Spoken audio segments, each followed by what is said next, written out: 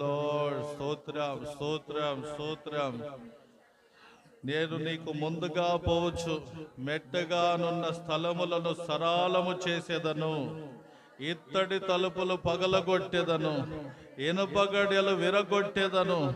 పేరు పెట్టి నేను పిలిచిన ఇశ్రాయేలు దేవుడైన యెహోవాని నేనే అని నీవు తెలుసుకొనున్నట్లు అంధకార స్థలములో ఉంచబడిన నిధులనిస్తానన్నావు, రహస్య స్థలములోని మరుగైన ధనం ఇస్తా అన్నావు.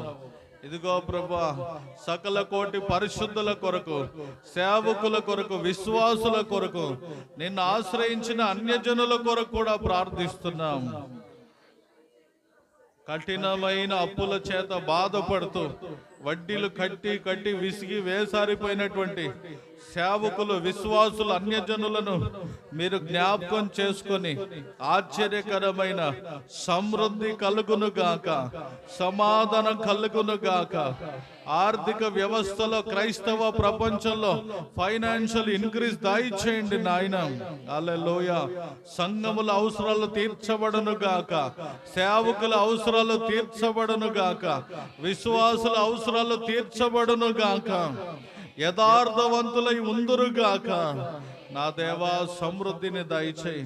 ఇత్తడి తలుపులు పగలగొట్టయ్యా, ఇనుప గడియలు విరగొట్టు నాయన. హల్లెలూయా. స్తోత్రం, స్తోత్రం, స్తోత్రం, స్తోత్రం, స్తోత్రం. అందరూ చేద్దాం, ప్రార్థన చేద్దాం. అంధకార స్థలములో ఉంచబడిన నిధులను దయచేయి, రహస్య స్థలాల్లో మరుగై ఉన్న ధనమును దయచేయి. హల్లెలూయా. స్తోత్రం. పాపాత్ముల ఐశ్వర్యము నీతిమంతుల కొరకు విడువబడుతుంది అన్నారు నాయన. హల్లెలూయా. ప్రతి అక్కర ఔషధ తీర్చబడినట్లు సహాయం చేయి. యేసు నామములో ప్రార్థిస్తున్నాము తండ్రి.